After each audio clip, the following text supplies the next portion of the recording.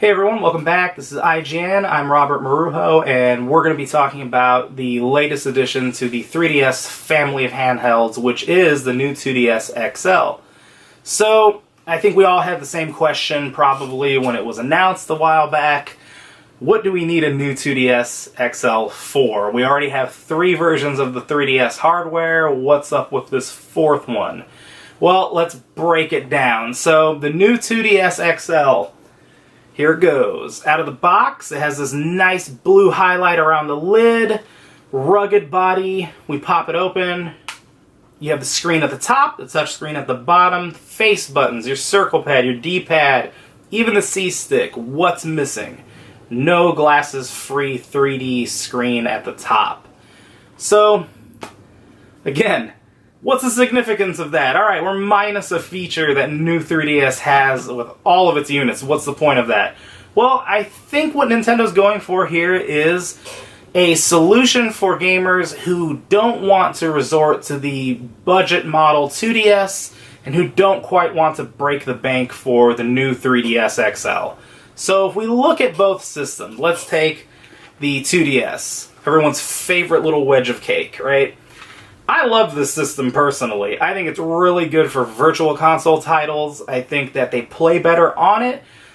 I've noticed that the screen, which does not emit 3D, just like the new 2DS XL, images that are just displaying in 2D seem to look better on this screen. And I also think that the D-pad and face buttons are more conducive for play with classic games like Super Mario Bros. 3 or any of the Game Boy titles that you can get.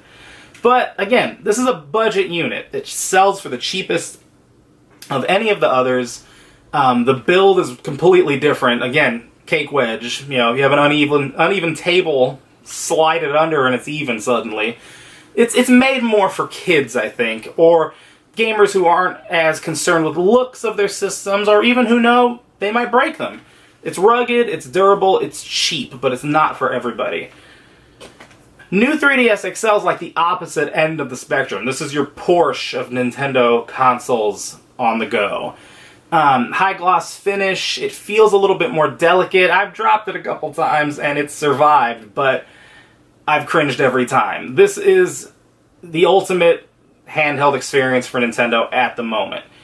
Now, that being said, it's the most expensive. This is about $200. So, for those of us who are out there, and again, we're somewhere in the middle between wanting a 2DS and wanting to go full hog with this guy, I would say that new 2DS fits perfectly between both of them.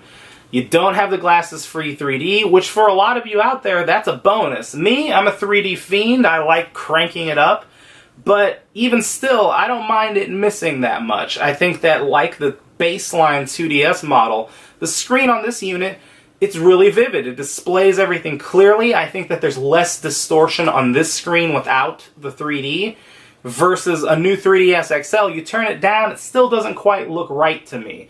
This does. And it also sells for $50 less.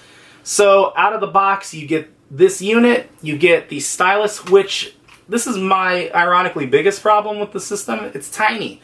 Much tinier than any of the others. It's awkward. Not the best decision, I think, on Nintendo's part, but it's not a deal breaker.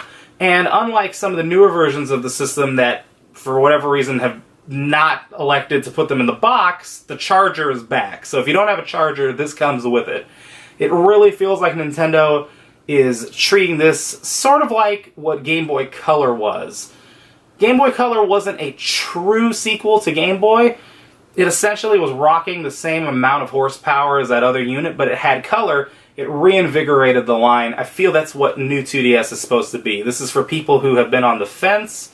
It's for budget-minded gamers. It's that last gasp of breath before whatever comes after 3DS comes. And that's our take on the new 2DS XL.